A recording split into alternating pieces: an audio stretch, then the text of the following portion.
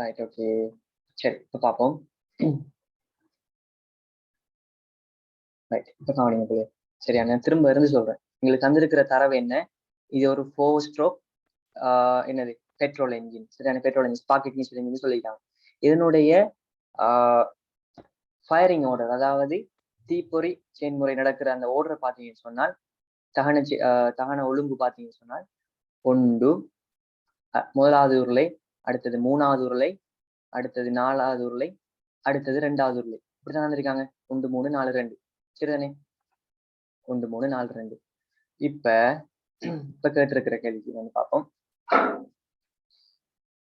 இப்ப இவங்க சொல்லிக்கிற மத்த தடவை என்ன? இந்த என்ஜின் வந்து 3600 தடவைகள் சுத்துவாராம். ரைட், இவர் சொல்வார் வந்து 3600 தடவைகள் ஒரு நிமிஷத்துக்கு சுத்துவாராம். சரிதானே? ஒரு நிமிஷத்துக்கு 3600 தடவைகள் சொன்னா, ஒரு செகண்டுக்கு அவங்களை கேட்டுக்கிற கேள்வி செகண்ட்ல கேட்டுருக்காங்க. அப்போ ஒரு செகண்டுக்கு எத்தனை தடவை சுத்துறோம் நாங்க கண்டுபிடிக்கணும். ஒரு செகண்டுக்கு எத்தனை தடவை பிள்ளை சுத்தம்? 3600 நாங்க 60ஆல பிரிச்சு பார்த்தோம்னு சொன்னா செகண்டுக்கு வரும். என்ன எத்தனை பிள்ளைல? அப்ப 60. இது வரைக்கும் விளங்கிச்சா இல்லையா? எல்லாருக்கும் விளங்க சொன்ன சொல்லுங்க.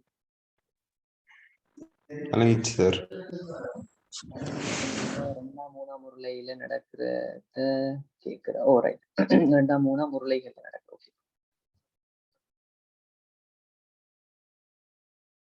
கேள்வியோடு திரும்ப வாசிப்போமா? இதில் 2ஆம் 3ஆம் உருளைகளை தீப்பொறி வெளியாகும் நேர ஆயிடை. சரி, ஓகே. இப்ப கவனிங்க. இப்ப நமக்கு ஒரு செகண்ட்ல இது நடத்துற சுழற்சி நமக்கு தெரியும் பிள்ளைகள் 60 சுழற்சிகளை மேற்கொள்ள போறாரு. சரிதானே? இப்ப பாருங்க, இப்ப அவங்க கேட்டுக்கிறது 2ஆம் 3ஆம் சுழற்சி. ரைட், இப்ப பாருங்க. இப்ப நான் என்ஜினை கிட்டேன். என்ஜின்ல 4 உருளைகள் இருக்காங்க. சரிதானே? 4 உருளைகள். சரி, 4ஆ பிரிச்சிருக்கேன். இப்ப முதலாவது உருளையில ஒன்று நடக்கும். சரிதானே? முதலாவது அடிப்பு இங்க நடக்கும், 2வது அடிப்பு இங்க நடக்கும், 3வது அடிப்பு இங்க நடக்கும், 4வது அடிப்பு இங்க நடக்கும். இது விளங்கிச்சா இல்லையா? சொல்லுங்க. இப்ப நான் போன்ற ஆர்டர் விளங்கிச்சா இல்லையா? விலங்குல சொன்ன தயவு செஞ்சு சொல்லுங்க குயிக்கா. நான் அந்த போட்ட நம்பர் விளங்கிச்சா? விலங்குல. ரைட், பாருங்க பிள்ளை. ஃபயரிங் ஆர்டர்ன பிள்ளைகள் எந்தெந்த உருளைகள்ல எப்படி எப்படி ஃபயரிங் நடக்க போகுது சொல்றாங்க. இப்ப பாருங்க, முதலாவது அடிப்பு, முதலாவது வலு அடிப்புன்னு சொல்றது, முதலாவது தீப்பொறி முதலாவது என்ஜின்ல விடுவிக்கப்படுது. பாருங்க, அதுதான் நான் காட்டிக்கிறேன். இந்த பாருங்க, முதலாவது உருளையில முதலாவது நடக்குது. 2வது எங்க நடக்குது? 3வது உருளையில நடக்குது. பாத்தீங்களா? 3வது உருளையில நான் 2வது அடிப்பு போட்டிருக்கேன். அதே மாதிரி 4வது உருளையில 3வது அடிப்பு நடக்குது. அடுத்தது 2வது உருளையில 4வது அடிப்பு நடக்குது. விளங்கிச்சா? விளங்கிச்சா? இப்ப இதுவும் விளங்கலையா? ஓகே, சரி. அப்ப உங்களுக்கு விளங்கிருக்கு. நான் இன்ஜினா என்ன போட்டிருக்கேன்? தகன ஒழுங்க போட்டிருக்கேன், தகன ஓடுறது. சரி, நான் இன்ஜினா உருளைகளை போட்டிருக்கேன். சோ இப்ப கேள்வி இப்ப இங்க முதலாவது அடிப்பு நடக்கும். இது அவ்வளவு அடிப்புகள். அப்ப இது அவ்வளவு வலு அடிப்பு பேசணும். முதலாவது வலு அடிப்பு, 2வது வலு அடிப்பு இங்க நடக்கும், 3வது வலு அடிப்பு இங்க நடக்கும், 4வது வலு அடிப்பு 2வது உருளையில நடக்க போகுது. இப்ப கேள்வி, 2வது உருளைக்கும் 3வது உருளைக்கும் இடையிலான வித்தியாசம் புரியுது. 2வதுக்கும் 3வதுக்கும். சரியா? இப்ப பாருங்க, நல்லா கவனிச்சுக்கோங்க. இப்ப இங்க முதலாவது அடிப்பு நடந்திருக்கு, 2வது அடிப்பு, 3வது அடிப்பு, 4வது அடிப்பு. இப்ப கேள்வி என்னன்னு சொன்னால், 2வது அடிப்பு ஒன்று 2வது உருளையில ஒரு வலு அடிப்பு நடந்தா பாருங்க, 2ஆம் 3ஆம் உருளைகளில் தீப்பொறி வெளியாகும் நேர ஆயிடை. அப்ப கவனிங்க, முதலாவது உருளையில ஒரு வலு அடிப்பு நடக்குமாக இருந்தால், இங்கது 2வது உருளையில ஒரு வலு அடிப்பு நடந்ததுக்கு பிற்பாடு 3வது உருளையில இப்ப நடக்கும். சரியா? இப்ப நல்லா கவனிங்க. 4வது உருளையில ஒன்று நடந்து முடிச்சு. நல்லா கவனிச்சுப்போங்க. 4வது உருளையில வலு அடிப்பு நடந்துச்சு. அடுத்தது எங்க போய் நடக்கும்? சாரி, அதாவது ரெண்டாவது உருளையில வலுவடிப்பு நடந்துச்சு. இனி எங்க நடக்கும்? முதலாவது. இதுல யாரும் சந்தேகம் இருக்கா? அடுத்த வலுவடிப்பு முதலாவது நடக்க சந்தேகம் இருக்கா? இல்ல. அப்ப பாருங்க, அடுத்த வலுவடிப்பு இங்க நடக்க போகுது. முதலாவது நடந்துச்சா? அடுத்தது எங்க நடக்கும்? எங்க நடக்கும்? மூணாவதுல நடக்கும். இப்ப விளங்கி அவங்களுக்கு இதுல நடந்ததுக்கு பிறகு அடுத்தது எங்க நடக்குது பிள்ளை? முதலாவதுல நடந்துட்டு தான் மூணாவதுல நடக்குது. இப்ப அவங்க நேர ஆயிட்டு எங்க கேட்டேன்? இந்த ரெண்டாவதுல நடந்ததுக்கு பிறகு இந்த மூணாவதுல எப்ப நடக்கும் கேட்டிருக்காங்க. அப்ப ரெண்டாவது ஊர்ல நடந்ததுக்கு பிறகு முதலாவது ஊர்ல நடக்கும். சரியானே? அதுக்கு பிறகுதான் ரெண்டாவது ஊர்ல மூணாவது ஊர்ல நடக்கும். இது விளங்கிச்சா? பேசுற வசதிக்கும் விளங்கிட்டா? ஓகே.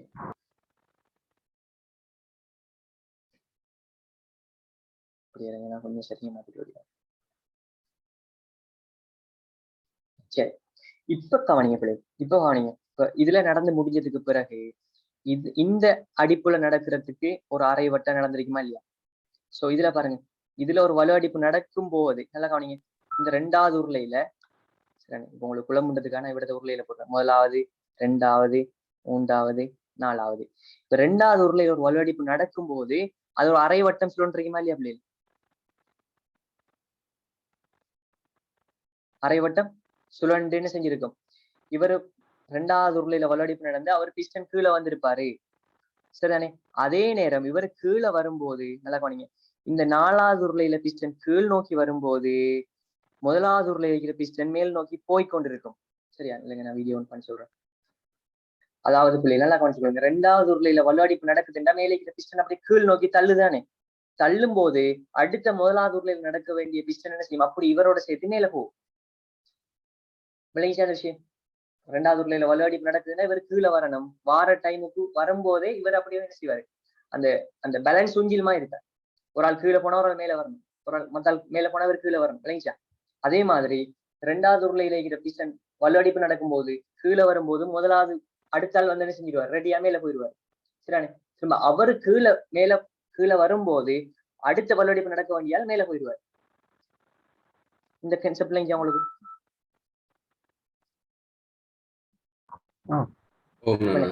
Okay, right. இப்ப பாருங்க, இப்ப இந்த ரெண்டாவது உருளையில நடந்த வலுவடிப்புனால இவர் கீழ் நோக்கி வரும்போதே அடுத்த முதலாவது உருளையில நடத்துறதுக்கு இவர் என்ன செஞ்சிருவாரு? மேல போயிடுவாரு. பாருங்க, இதுக்குள்ள ஒரு அரை சுழற்சி ஒண்ணு நடந்துச்சு.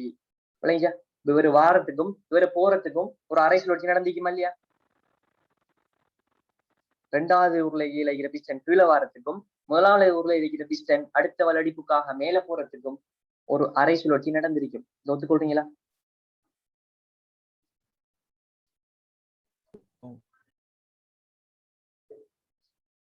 உங்களுக்கு விளங்கினா விளங்கினு சொல்லணும், இல்லைன்னு சொன்னா விளங்கலன்னு சொல்லணும்.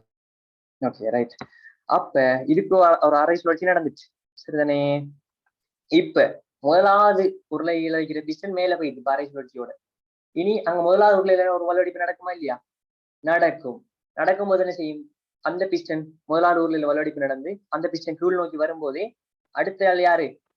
மூணாவது உருளையில நடக்கும். இந்த மூணாவது உருளையில இருக்கிற பிஸ்டன் என்ன செய்வாரு? மேல் நோக்கி போயிடுவாரு. அப்ப இவர் கீழே வாரத்துக்கும் முதலாவது உருளையில இருக்கிற பிஸ்டன் கீழே வாரத்துக்கும் மூணாவது உருளையில இருக்கிற பிஸ்டன் மேல போறதுக்கும் ஒரு அரை சுழற்சி நடக்கும். விளங்கிச்சா? இப்படி இருக்கிறார்கள், இப்படி போவாங்க. இது விளங்கிச்சா? அப்ப மொத்தமே 2 அரை சுழற்சி. விளங்கிச்சா?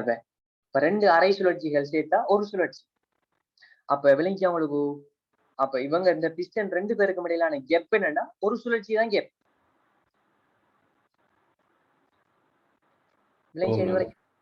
ரைட்.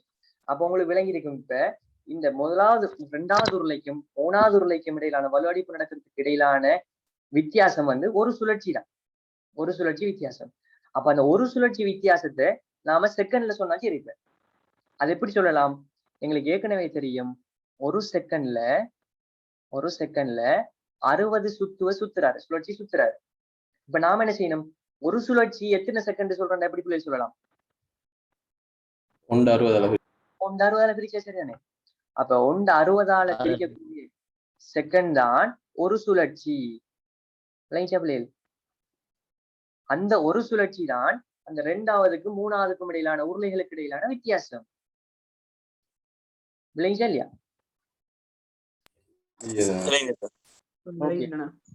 ஆகவே ரெண்டு சுழற்சியாக இருக்குமா இருந்தால் என்ன செஞ்சிருக்கும்? இதே இது ரெண்டு சுழற்சியாக இருந்தால் எங்களுக்கு 2 வந்து இப்ப ஒரு செகண்டுக்கு 60 சுழற்சி நடக்குது. ஒரு சுழற்சியை கேட்டதால நாங்க என்ன செஞ்சிருக்கோம்? 1 கீழே 60 பிரிச்சிருக்கோம். அதே மாதிரி 2 கீழே 60 பிரிக்கும்.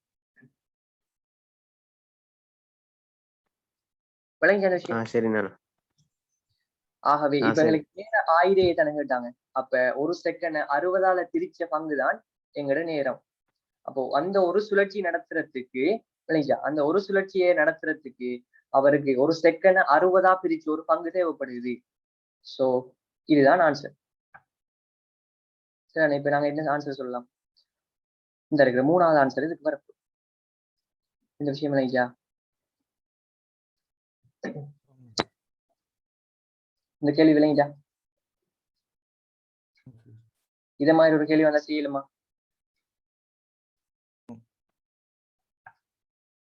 Okay, good. ரைட்.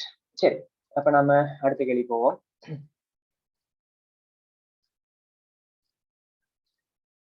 இதுல பாருங்க, அடுத்த கேள்வி அதே மாதிரி ஒரு கேள்வி. 3000 RPM கதியில சுழலும் நாலடிப்பு என்ஜின் ஒன்று 1.5 கிலோவாட் வலுவை பிறப்பிக்குதாம். இதன் பயப்பு முறுக்கம் நியூட்டன் மீட்டர்ல எவ்வளவுன்னு கேட்டிருக்காங்க. சரியா? இந்த கேள்வியை செய்யலுமான்னு பாருங்க. இந்த கேள்வி செய்யலுமான்னு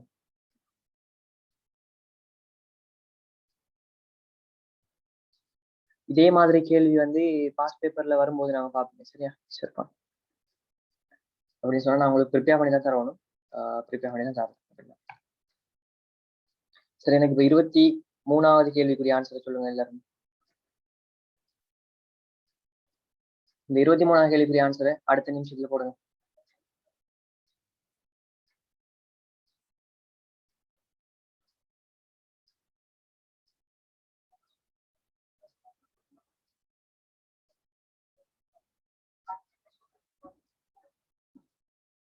ஓ, அஹ்மத் கேட்டிருக்காரு. ஓ, பிஓகே கிளாஸ் நடக்குது. ஸ்டார்ட் பண்ணிட்டு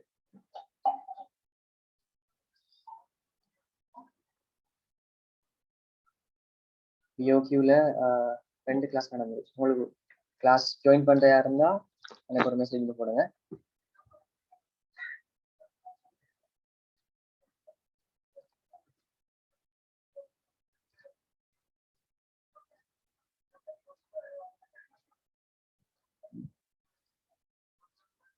கான்டாக்ட் நம்பர் தான், தெரிஞ்ச கான்டாக்ட் நம்பர் தான்.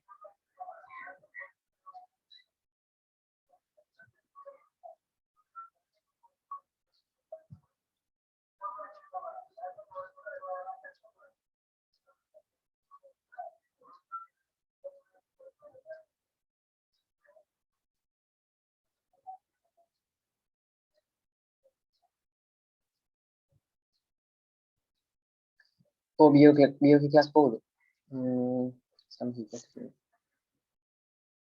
கிளாஸ் ஸ்டார்ட் பண்ணி நடக்குது. கிளாஸஸ் வந்து டைம் வந்து வியாழன் ஞாயிறு இந்த 2 நாள்லயும் காலையில 11 மணிக்கு நடக்கும். சரியா? இப்ப 2 கிளாஸ் நடந்திருக்கு. கிளாஸ் யாரும் ஜாயின் பண்றதா இருந்தா சொல்லுங்க. சரியா?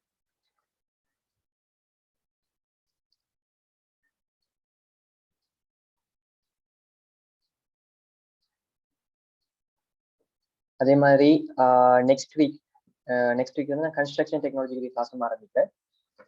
அதுலயும் ஜாயின் பண்ணி ஆரம்பிக்கணும்னு சொன்னா சொல்லுங்க. கன்ஸ்ட்ரக்ஷன் டெக்னாலஜி வந்து 22, 23 பேட்ச் ஆகிறது ஜாயின் பண்ணிடுமா?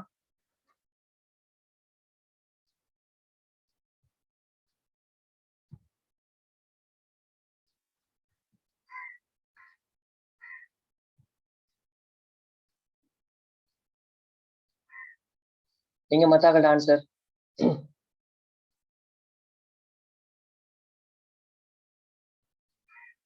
2 ஆன்சர் வர வாய்ப்பு இல்லையே. எப்படி 2 ஆன்சர் வர?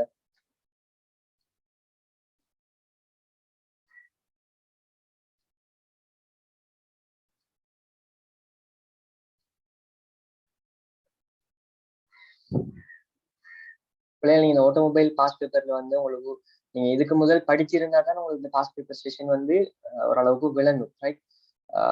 இதுக்கு முதல் நீங்க இந்த பாஸ் பேப்பர் ஸ்டேஷன் படிக்கலன்னு சொன்னா எனக்கு கான்டாக்ட் பண்ணுங்க, சரியா? அதாவது பாஸ் பேப்பர்ல சிலபஸே படிக்கலன்னு சொன்னா கான்டாக்ட் பண்ணுங்க, சரியா?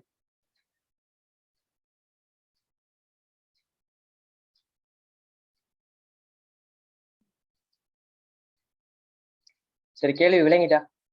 தாக்கள் ஆன்சர் கூறிய 2-3 பேர் ஆன்சர் போட்டிருக்கீங்க, என்ன பிரச்சனை? சரி, இப்ப நான் ஒருத்தர்கிட்ட யாருக்காவது ஆன்சர் எப்படி இருக்குன்னு சொல்லலுமா? ஆன்சர் போட்டு யாராவது இது ஆன்சர் எப்படின்னு சொல்லலுமா? கேள்வி எப்படி செய்யறதுங்க தெரியல. ஓகே,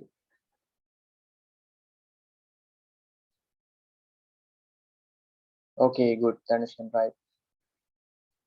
விளங்கல.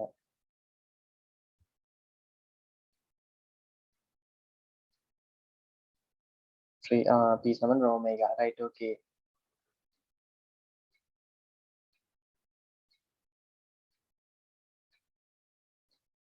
Very good. ஸோ கொஞ்சம் பேருக்கு ஐடியா இருக்கு உங்களுக்கு, ரைட்? சரி, அப்ப நம்ம இதை டிஸ்கஸ் பண்ணுவோம்.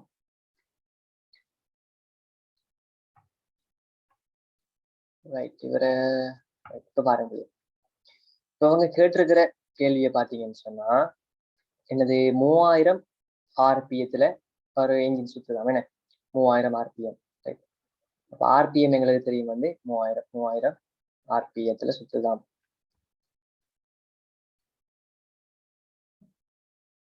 அதே மாதிரி உருவாக்குற பவர், அவர் உருவாக்குற பவர் என்ன? P7 1.5 கிலோவாட், 1.5 கிலோவாட் பவரை வந்து உருவாக்குறாராம், சரிதானே? இதன் பயப்பு முறுக்கத்தை கேட்டிருக்காங்க. டோக்கை வந்து அவுட்புட் டோக்கை வந்து நியூட்டன் மீட்டர் கேட்டிருக்காங்க. அப்ப டோக்கை தான் கேட்டிருக்காங்க. டோக் என்ன? சரி, இப்ப பிள்ளைங்க நீங்க இதுக்கு ஒரு சமன்பாடை பயன்படுத்த வேண்டி வரும். பவருக்கினுடைய சமன்பாடு P7 டோக் ஒமேகா, சரிதானே? P7 டோக் ஒமேகான்னு சமன்பாடை நீங்க எடுத்து அப்ளை பண்ண வேண்டி வரும், சரியா? இங்க நாங்க ஒமேகாவுக்கு வந்து நாங்க தெரியும் வந்து கோண வேகம். கோண வேகத்துக்கு ஒரு மற்றும் ஒரு சமன்பாடு என்ன பிள்ளை? கோண வேகத்துக்குரிய சமன்பாடு உண்டு 2 படிச்சிருக்கோம், 2π f, என்ன? மின்னியல் பாடம் நான் இந்த வருஷத்துக்கு நான் செய்ய மாட்டேன். இது இம்ரான் சார் ஒருத்தர் செய்வார், சரியா? நானும் அவசியம் தான் கிளாஸஸ் செய்யறோம். அப்படின்னு சொன்னா என்ன கண்டெக்ட் பண்ணுங்க, நான் வர்ற கண்டெக்ட் உங்களுக்கு தரேன், சரியா? மின்னியல் பாடம் வந்து இம்ரான் சார் செய்வார். நீங்க வந்திக்கிற நிறைய பேர் நீங்க இம்ரான் சார் போயிருப்பீங்க. ஸோ இங்க நாங்க ஒமேகாக்கு பிரதிட்டு பார்ப்போம். யாரு? 2πf நாங்க பிரதிட்டு போறோம், சரிதானே பிள்ளை? இங்க இப்ப நமக்கு இப்ப நீங்க பிரதிடுவோம். பவர் என்ன நமக்கு? 1.5 K, சரிதானே? பவர் நமக்கு தெரியும். டோக் வந்து என்ன? அதான் கேள்வியா கேட்டிருக்காங்க. டோக் இன்ட்டு நாங்க என்ன செய்வோம் வந்து ஒமேகாவை பிரதிடுங்க, 2πf. எஃப் என்ன நமக்கு? எஃப் தந்துருக்காங்க. ஆர்பிஎம் வந்து 3000 ஆர்பிஎம். அப்ப செகண்டுக்கு எத்தனை பிள்ளைகள் வந்து? செகண்டுக்கு 3000 கீழ் 60, சரிதானே? பிரிக்கலாமா இல்லையா? பிரிக்கலாம். இப்ப நாம என்ன பிள்ளை செய்யணும்? டோக்கை வந்து எழுவாய் மாற்றம் செஞ்சிருந்தா சரி. டோக்கை எழுவாய் மாற்றம் செய்யுங்க. அப்ப இங்க இருக்கிற 15000 கொண்டு போங்க. 15000 இங்க வருவாரு, கீழே 15000 கொண்டு போன சொன்னா இங்க இருக்கிற 2π கொஞ்சம் விடுங்க. டோக் வந்துட்டாரா? 15000 கீழ் 2π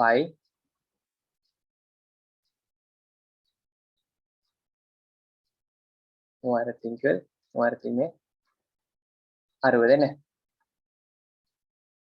சரியா பிரதிட்டு இருக்கிறேன்.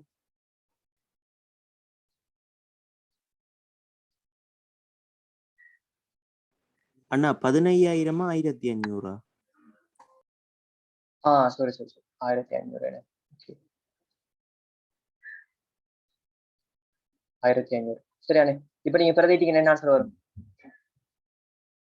சுருக்கி சொல்லுங்க.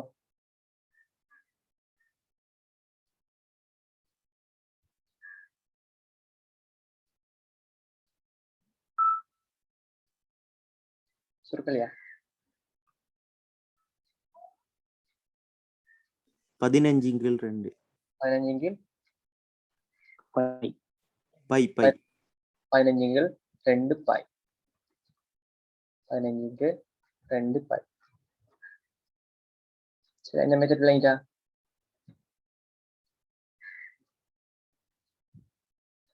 இந்த மெத்தட் 15 பை என்ன? 15 பை வருது. என்ன ரைட்?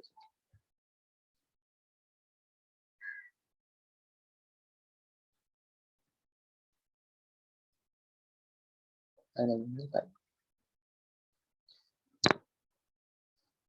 ரிப்பீட் பண்ணியா? ஓகே.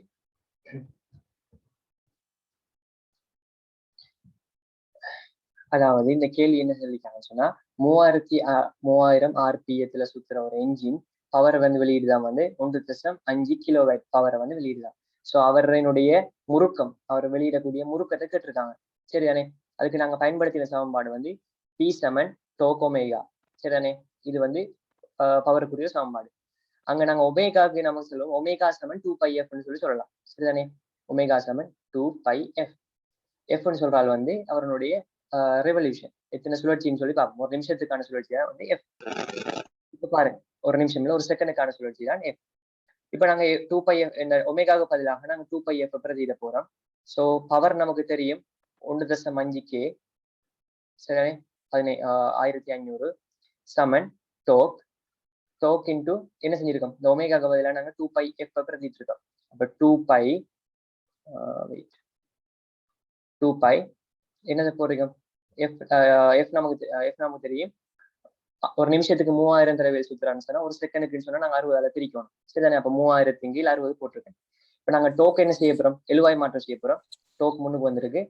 இப்ப இங்க இருக்கிற எப்படி ஒமேகா பை 2π ஓவர் டைமுக்கு ப்ரெடிக்ட் செய்யறோம். விலங்க நீங்க கேட்ட கேள்வி திரும்ப கேளுங்க. 2πf ன்னு போட்டுதானே நீங்க ஒமேகாக்கு? இன்னும் ஒரு இதொண்டி 2π ஓவர் டைம் உண்டு. 2π ஓவர் டைம் நீங்க இங்க போடல. எங்கட சுழற்சி தானே சந்திக்காங்க. இப்ப நான் இங்க ரெவல்யூஷனை வச்சுதான் யோசிக்கிறேன். இப்ப எங்களுக்கு தந்திருக்கிற எஃப் வந்து 3000 ஆர்பிஎம் வந்து இதா இந்த விசையா இல்லை? விசை இல்லம்மா, 3000 ஆர்பிஎம்ன்றது ஒரு நிமிஷத்துக்கான சுழற்சி. ஆர்பிஎம்ல என்ன? Revolution per minute. ஒரு நிமிஷத்துக்கு அந்த என்ஜின் சுத்தக்கூடிய சுழற்சி. சரிதானே? ஆனா நாங்க எஃப்னு சொல்றது வந்து ஃப்ரீக்வன்சி எப்படி எடுப்போம்? ஒரு செகண்டுக்கான சுழற்சி. அப்போ ஒரு நிமிஷத்தை நாங்க செகண்டுக்கான சுழற்சியா மாற்றும் போது என்ன செய்ய போகுது? 60 நாங்க பிரிக்க வரும். அப்ப நாங்க என்ன செஞ்சிருக்கோம்? இங்க எழுவாய் மாற்றம் செஞ்சிருக்கோம். ஸோ இங்க இருக்கிற 1500 இங்க வராரு. ஸோ நாங்க என்ன செஞ்சிருக்கோம்? 1500 2π கீழே கொண்டு போயிருக்கோம். ஸோ இதை நாங்க தலைகீழாக மாற்றிருக்கோம். 60/3000. ஸோ சுருக்கி நம்ம சொன்னா என்ன செஞ்சிருக்கு? 15/5 சொல்ற ஆன்சர் வந்துச்சு. ஓகே, 11 மணிக்கு பாடம் இருக்குன்னு. ஓகே, அப்ப நீங்க போங்க, பிரச்சனை. ஸோ இதுதான் வந்து ஸோ இந்த ஸ்டேட்மெண்ட் வந்து இது. அப்ப எங்களுக்கு என்ன ஆன்சர் வரப்போகுது? 4வது ஆன்சர் தான் எங்களுக்கு கிடைக்க போகுது. சரி, அப்படி சரி. இப்ப அடுத்த இதை பாருங்க.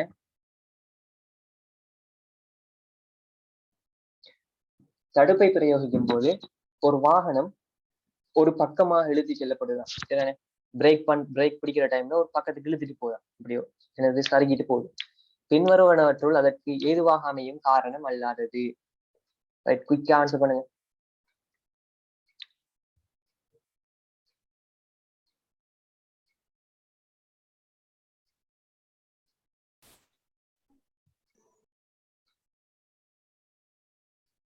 சொல்லுது, எல்லாருமே ஆன்சர் பண்ணுங்க. சரியா? உங்களுக்கு விலங்குலன்னு சொன்னா உங்களோட சைட்ல இருந்து ஆன்சர் விலங்குலன்னு சொல்லுங்க. அப்படின்னா நான் உங்களுக்கு ஏற்ற மாதிரி விளங்கப்படுத்துறேன்.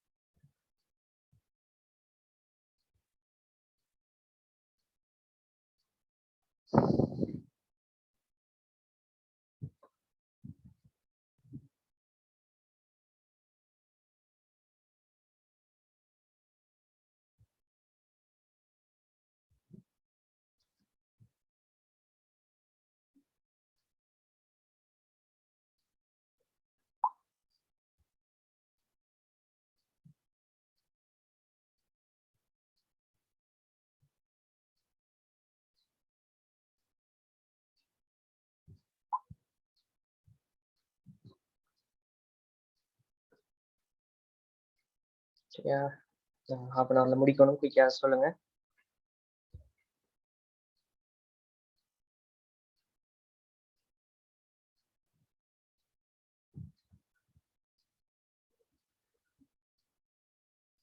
சரி, ஓகே.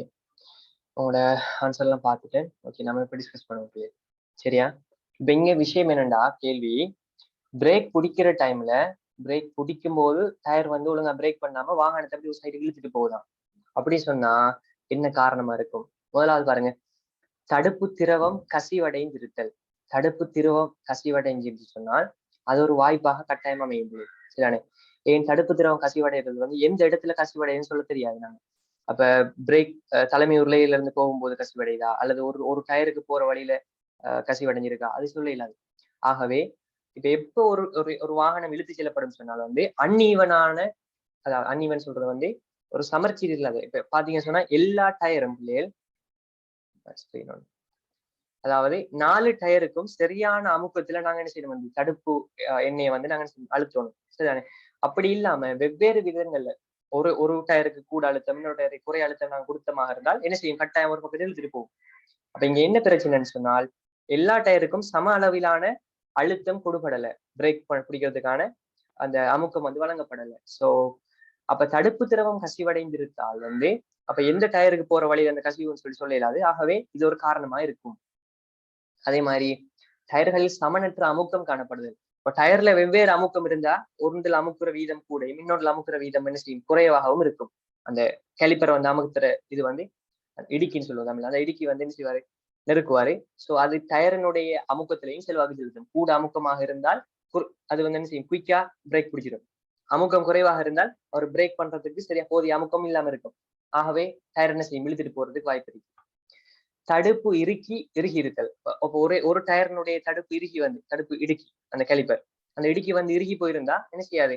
பிரேக் பண்ணாது. அந்த டயர் மட்டும் பிரேக் பண்ணப்படாம இருக்கும். அப்ப என்ன செய்யும்? ஒரு பக்கத்துக்கு இழுத்துட்டு போகும். தொங்கு தொகுதியின் பாகங்கள், அப்ப சஸ்பென்ஷன் சிஸ்டத்தினுடைய பாகங்கள் தேஞ்சிருந்தாலும் கட்டாயம் என்ன செய்யும்? அது வாகனத்தை ஒரு சைடுக்கு இழுத்துட்டு போக பார்க்கும். இப்ப 5வது பாருங்க, தடுப்பு தொகுதியின் தலைமை உருளை தேஞ்சிருந்த. தலைமை உருளை என்னன்னு, அப்ப நாங்க பிரேக் பண்ணும்போது முதலாவது உருளை என்ன தலைமை உருளை. அப்ப முதலாவது நாங்க இருக்கிற எண்ணெயை வந்து நெருக்கிற பகுதி, அந்த தடுப்பு எண்ணெயை வந்து தடுப்பு திரவத்தை நெருக்கக்கூடிய முதலாவது எண்ணெய் தான் வந்து சிலிண்டர் தான் வந்து தலைமை உருளை. அந்த உருளை தேஞ்சிருந்தா என்ன செய்யப்பட போகுது? ஒன்று எல்லாத்துக்கும் சமனாக சப்ளை நடக்கும், இல்லாட்டி சப்ளையே நடக்காது. இல்லைங்களா? இங்க வாகனம் இழுத்து செல்லப்படுற பிரச்சனை இருக்காது. ஒன்று பிரேக் பிடிபடும், இல்லாட்டி பிரேக் பிடிபடாம இருக்கிறதுக்கு வாய்ப்பு இருக்கு. தடுப்பு உருளை முதலாவது தலைமை உருளையே தேஞ்சிருக்கு. தலைமை உருளையை தேஞ்சிருந்தா என்ன செய்யாது? முறையாக சப்ளை வந்து வழங்கப்படாது. இங்க ஒன்று வாகனம் பிரேக் ஒழுங்கா பிடிபடாம இருக்குமே தவிர ஒரு சைடுக்கு இழுத்துட்டு போற பிரச்சனை வந்து வராது. ஆகவே 5வது தான் இதுக்கு ஆன்சராக அமையும். இந்த விளக்கம் இல்லைங்களா?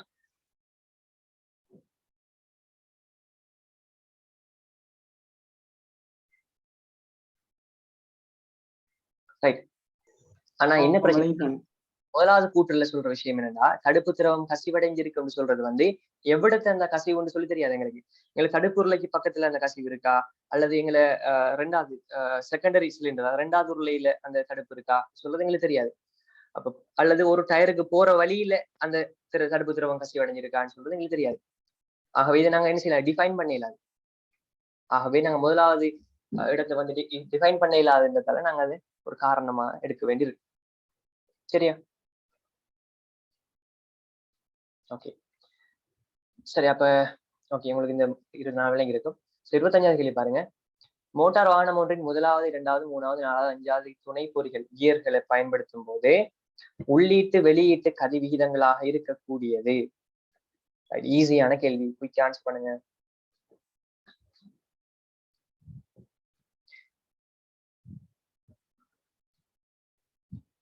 இன்னும் 10 மினிட்ஸ்ல முடிஞ்சிருமா?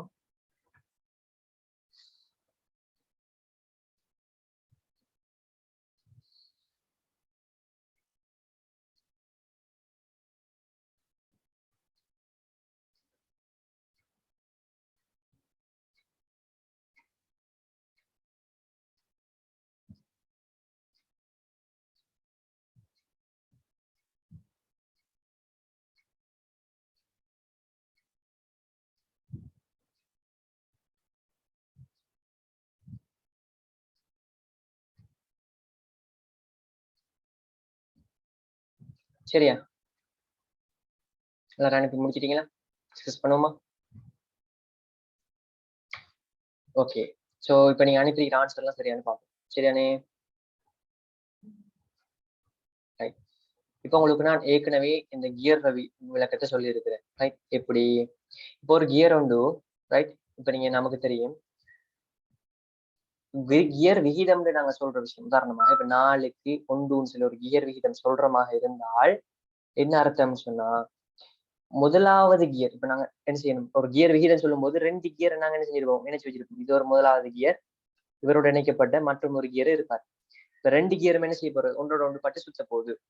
இப்ப நாங்க இப்படி கியர் விகிதம் சொல்லும் போது முதலாவது விகிதமாக சொல்ற ஆள் வந்து முதலாவது இருக்கிற கியரினுடைய என்னது ஒன்று அவருடைய ஸ்பீடை சொல்லுவோம், அவர் சுத்தக்கூடிய வேகம்.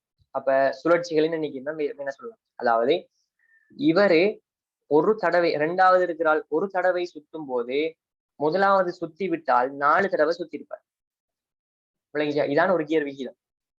அப்ப இங்கல சைட்ல இருக்கிறாள் வந்து இடதுபுறமாக இருக்கிறாள் வந்து சுத்துறாள், சரியானே? சுத்தக்கூடிய கியர். ரெண்டாவது இருக்கிறாள் சுத்தப்படக்கூடிய கியர், சரிதானே? அப்ப இவர் சுத்தினாத்தான் அதன் மூலமாக இவர் என்ன செய்வாரு, சுத்துவார். விளங்கிச்சா? அப்ப உங்களுக்கு கியர் விகிதம் காட்டப்படுற விஷயம் விளங்கிச்சா?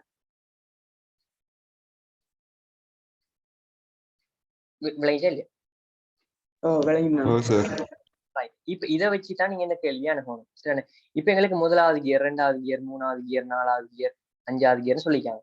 இப்ப நமக்கு தெரியும் பிள்ளைகள், கியரை குறைச்சு குறைச்சு குறைச்சு போகும்போது வேகம் கூடுமா பிள்ளை, குறையுமா? கியரை குறைக்க குறைக்க குறைக்க ஸ்பீட் கூடுமா குறையுமா? குறையும். கியர் கூட்ட கூட்ட கூடும். ஆனா அதே மாதிரி கியரை குறைக்க குறைக்க குறைக்க எப்படி ஸ்பீட் குறையுதோ அதே அளவுக்கு அந்த 2வது கியருக்கு வழங்கப்படுற முறுக்கம் அதிகரிக்கும், சரிதானே? உங்களுக்கு நான் ஏற்கனவே பேசிக்கிறேன். எந்த அளவுக்கு ஸ்பீட் குறையுதோ அந்த அளவுக்கு முறுக்கம் அதிகரிக்கும், எந்த அளவுக்கு ஸ்பீட் கூடுதோ அந்த அளவுக்கு முறுக்கம் குறையும், சரிதானே? சோ இது ரெண்டுமே வந்து நேர்மாறி விஷயம். ஒரு ஆள் கூடனா ஒரு ஆள் குறையுதான், சரியா? இப்ப பிள்ளைகள் வச்சுக்கொள்ளுங்க, இப்ப நமக்கு முதலாவது கியர் எடுத்துக்கொண்டோம் சொன்னால் அங்க வேகம் கூட இருக்குமா பிள்ளைகள், முறுக்கம் கூட இருக்குமா? முறுக்கம் கூட வேகம் வந்து குறைவாக இருக்கும். 5வது கியர் எடுத்துக்கொண்டோம் சொன்னாங்க, முறுக்கம் கூட இருக்குமா பிள்ளைகள், குறைய இருக்குமா? முறுக்கம் குறைவாகவும் வேகம் கூடுதலாகவும் இருக்கு. சரி, இப்ப உங்களுக்கு விளங்கின ஐடியாவின் படி இப்ப வேகத்தை பாத்தீங்கன்னு சொன்னால் இப்ப என்ன செய்ய போகுது, முதலாவது கியர்ல குறைய இருக்க போறாரு. அப்ப இப்ப நமக்கு தெரியும் முதலாவது கியர் ஊடாக சுத்தப்படுறது வந்து என்ஜின் ஊடாக சுத்தப்படுறது, கிளச்சின் ஊடாக வந்து முதலாவது கியர் வந்து என்ஜினோட சேர்ந்து சுத்திட்டு இருக்கும். 2வது இருக்கிறாள் தான் டிரான்ஸ்மிஷன் சிஸ்டத்து கூட அப்படி போகிறார், அப்படியோ எங்கது எங்களோட ப்ரொப்பலர் ஷாஃப்ட் டிஃபரன்ஷியல் அப்படி போகிறாரு, சரிதானே? இப்ப முதலாவது இருக்கிற கியர் என்ஜின் சுத்துறாள், 2வது கியர் அதன் மூலமாக சுத்தப்படுறாள். இந்த ஐடியா விளங்கிட்டா? ஓகே. இப்ப நமக்கு முதலாவது கியரை போட்டு ஸ்பீட் குறைய கிடைக்கணுமா இருந்தால் என்ன நடந்திருக்கும், என்ஜினால சுத்துறால் வேகமாகவும் 2வது சுத்தப்படால் ஸ்பீட் குறையவும் இருக்கும். அப்ப ஒவ்வொரு கியரை நாங்க கூட்ட கூட்ட கூட்ட என்ஜின் ஸ்பீட் அப்படியோ இருக்க இவர ஸ்பீட் என்ன செய்யும், கொஞ்சம் கொஞ்சமாக அதிகரிச்சுட்டு போகும். விளங்கிச்சா? விளங்கிச்சா?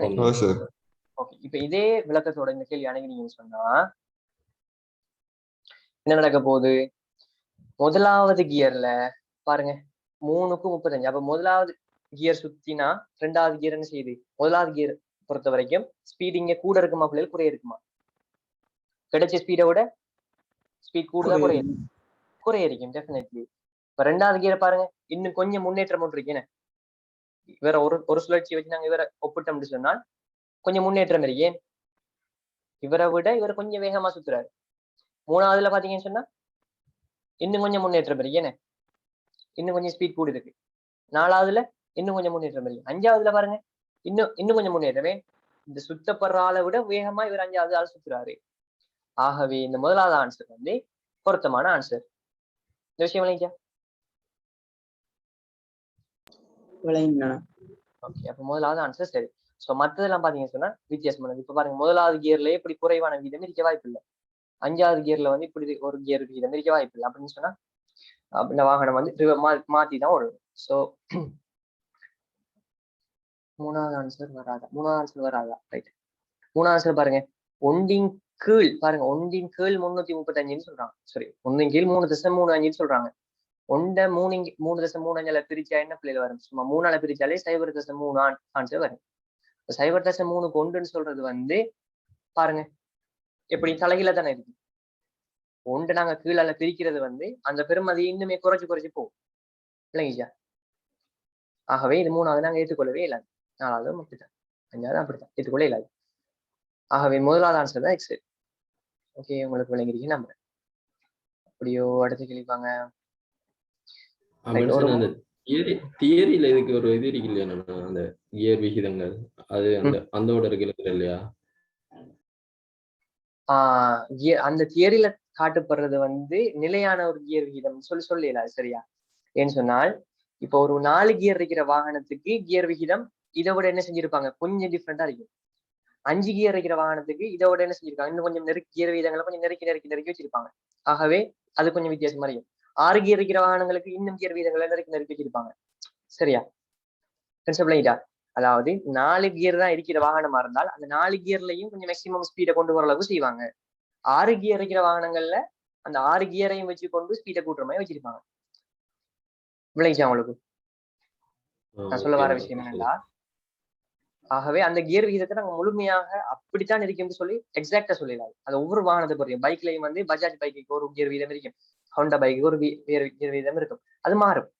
சரிதானே? அப்ப நம்ம அதை அப்படியே பாடமாக்க வேணா, விலகி கொள்ளுங்க. நீங்க அதுல என்னத்துக்கு தந்திருக்காங்கன்னு சொன்னா ஐடியாவை எடுத்துக் கொள்றதுக்கு. முதலாவதுல ஆக கூடிய கியர் வீதம் இருக்கும், 2ஆவதுல கொஞ்சம் குறையும், 3ஆவதுல அதோட குறையும். அப்படித்தான் விஷயம். உதாரணமா இப்ப எங்களுக்கு பைக் ஒன்று தயாரிக்கிறாள் வந்து இவருக்கு 4 கியர் வச்ச வாகனம் ஒன்று தயாரிச்சிருக்காரு, இவர் 6 கியர் வைக்கிற வாகனம் ஒன்று தயாரிச்சிருக்காரு. சரியா? இப்ப 2 பேர வாகனமும் அவனோட அல்டிமேட் டார்கெட் வந்து 100 கிலோமீட்டருக்கு கொண்டு போகணும். சரிதானே? 100 கிலோமீட்டர் per hour கொண்டு போகணும். சரிதானே? 100 கிலோமீட்டர் per hour. இப்ப 2 பேர டார்கெட்டும் வந்து அவங்களோட மேக்ஸிமம் ஸ்பீட் வந்து 100 கிலோமீட்டர். சரிதானே? 4 கியர் வைக்கிற வாகனத்தையும் 100 கிலோமீட்டருக்கு ஓடலாம், 6 கியர் வைக்கிற வாகனத்திலையும் 100 கிலோமீட்டர்ல ஓடலாம். சரிதானே? இப்ப இவங்க என்ன செஞ்சிருப்பாங்க, இந்த 4 கியரையும் 4 துண்டா சரியா பிரிச்சிருப்பாங்க. அப்ப இடையில அந்த கேப் இருக்கு, அந்த விகிதம் வந்து அந்த அளவுக்கு செஞ்சிருப்பாங்க. இதே இது 6 கியர் இருக்கிற வாகனங்கள் வந்து இன்னும் என்ன செஞ்சிருப்பாங்க, அந்த நெருக்கி வச்சிருப்பாங்க. விளங்கிச்சா அந்த ஐடியா? 4 கியர் இருக்கிற வாகனங்கள் 100 கிலோமீட்டர் அவருக்கு கொண்டு போறதுக்கு அவங்க பிரிச்சிருக்கிற இதை பாத்தீங்கன்னு சொன்னா, அப்ப 6 கியர் இருக்கிற வாகனங்கள் இன்னும் நெருக்கி பிரிச்சிருப்பாங்க. அவ்வளவுதான். மற்றபடி அந்த கியர் விகிதம் இப்படித்தான் இருக்குன்னு சொல்லி நாங்க பண்ணிடலாம். இப்ப இந்த 4 கியர் இருக்கிற வாகனத்தினுடைய கியர் விகிதம் வேற, இந்த 6 கியர் இருக்கிற வாகனத்துடைய கியர் விகிதம் வேற. சோ நீங்க அதை அப்படியே பாடமாக்க கூடாது, அது ஐடியா எடுத்துக்கொண்டா சரி. ஓகே, இந்த ரிவர்ஸ் முதலாவதுக்கும் 2ஆவதுக்கும் இடைப்பட்டதா ரேஸ் கியர்? ரேஸா?